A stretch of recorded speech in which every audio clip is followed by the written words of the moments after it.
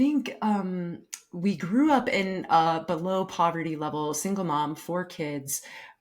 We grew up in this situation where people were often passing judgment on me in my life and saying things like, "Oh, you'll never amount to anything because of where you're coming from," which that's so messed up. But it definitely does happen, and it was from family members. It was my mom's own sister saying things like, "Oh, you're going to end up homeless. Your mom's going to end up homeless," which we did end up homeless several times. So like those kind of things did happen. And so for me, I like, as I was growing up in this environment, I started to make these rules for myself. I mentioned earlier that I'm not an intrinsically motivated person. I'm not somebody who like naturally motivates. I have to like give myself motivating factors.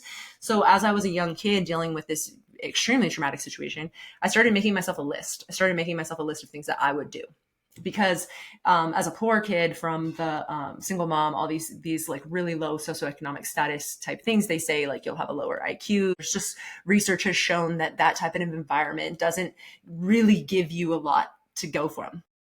But I made these like rules for myself. I made this like list. I was like, okay, I'm going to have my family. I'm going to get my master's degree. I'm going to write a book. I'm going to buy a house.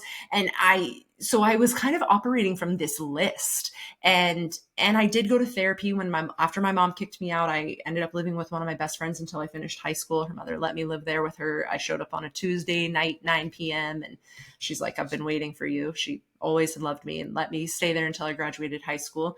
And then I just went on to college and I bounced around. I literally moved 17 times in 2 years. But I just stuck to my list. I stuck to my list.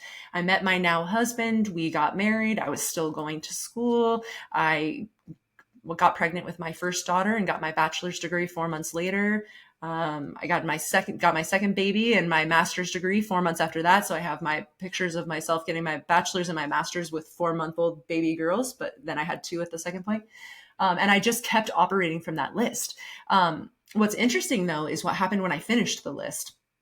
I ended up getting sick. I ended up getting really, really sick. And I ended up not really knowing what was wrong with me. I had my bachelor's degree, I had my master's degree, I had my kids, I had my house, I had my husband. I had all these things that I thought that I did the list. I did the list. I should be happy now. And my body started to completely fall apart from adrenal fatigue, found out about Hashimoto's thyroiditis, celiac disease, all within about 4 months of each other. And at this point, I was 26 years old, 2 kids under three.